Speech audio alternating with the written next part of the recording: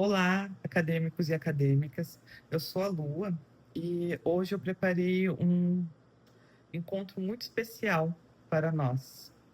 Hoje não vamos apenas ler uma história, nós vamos vestir as lentes de um dos maiores críticos literários do Brasil para dissecar a mente humana. O nosso objetivo central é apresentar o estado da arte da narrativa machadiana. E para não ficarmos apenas no campo da abstração, vamos usar como bússola o texto fundamental Esquema de Machado de Assis, do genial Antônio Cândido. E a partir dessa teoria, nós vamos mergulhar na prática, analisando um dos contos mais brilhantes e cruéis da nossa literatura, A Cartomante. Mas a nossa aula não para na literatura pura. Como nós estamos inseridos no ambiente acadêmico do século XXI, eu vou mostrar para vocês como pegar toda essa discussão teórica e transformá-la em um projeto de pesquisa real. Vamos entender como a internet, essa nossa gigante biblioteca contemporânea, pode nos fornecer referências virtuais e artigos científicos necessários para delimitar nosso objeto de estudo. Então, peguem seus cadernos e vamos começar. Então, para entendermos Machado de Assis, precisamos primeiro entender como a crítica literária olha para ele hoje. E quando falamos da crítica do Brasil, Antônio Cândido é parada obrigatória. No seu ensaio Esquema de Machado de Assis, Cândido faz um movimento muito interessante.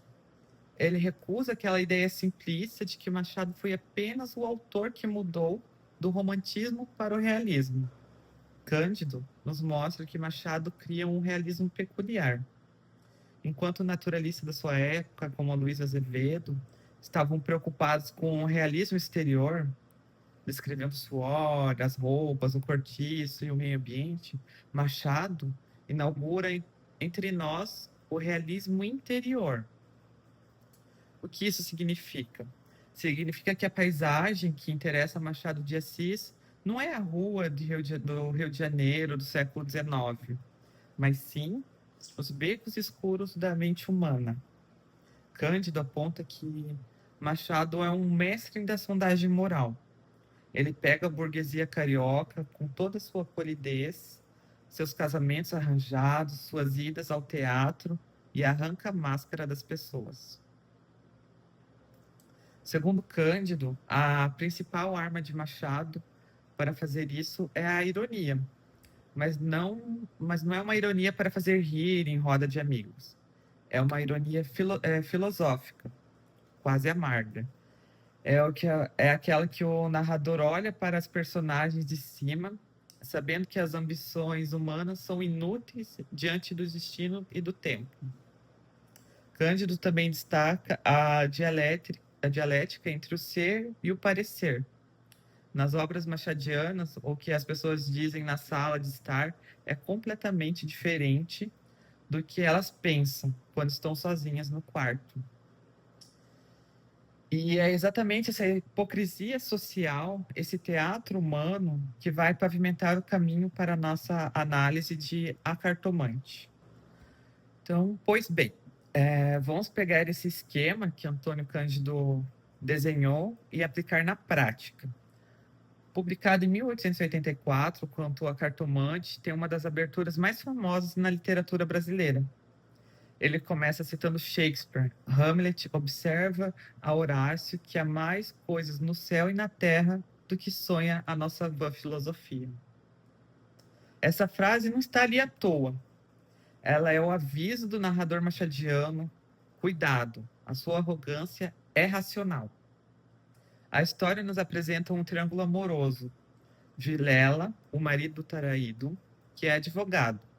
Rita, a esposa, e Camilo, amigo de infância de Vilela e amante de Rita.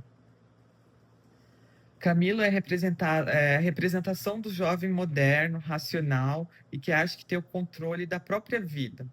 No início do conto, quando Rita conta para ele que foi uma cartomante porque estava insegura, Camilo ri dela. Ele a chama de supersticiosa e para ele o destino não existe. O que existe é a lógica. Mas lembram que Antônio Cândido falou sobre a ironia machadiana e como Machado de Assis gosta de destruir as ilusões do controle do ser humano. E é aqui que a genialidade acontece. Camilo começa a receber cartas anônimas dizendo que o seu caso com Rita foi descoberto. O Vilela o chama com urgência para sua casa. O medo, a paranoia e a culpa começam a corroer aquela racionalidade de Camilo.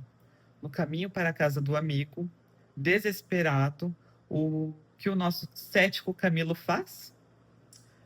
A carroça para em frente à casa da mesma cartomante que ele havia ridicularizado e ele entra. Ele entra porque, diante do desespero e da morte iminente, a lógica burguesa não serve para nada. O ser humano busca um milagre. A cartomante olha para as cartas e o tranquiliza. Ela diz: vá, não há nada a temer. Vocês serão felizes.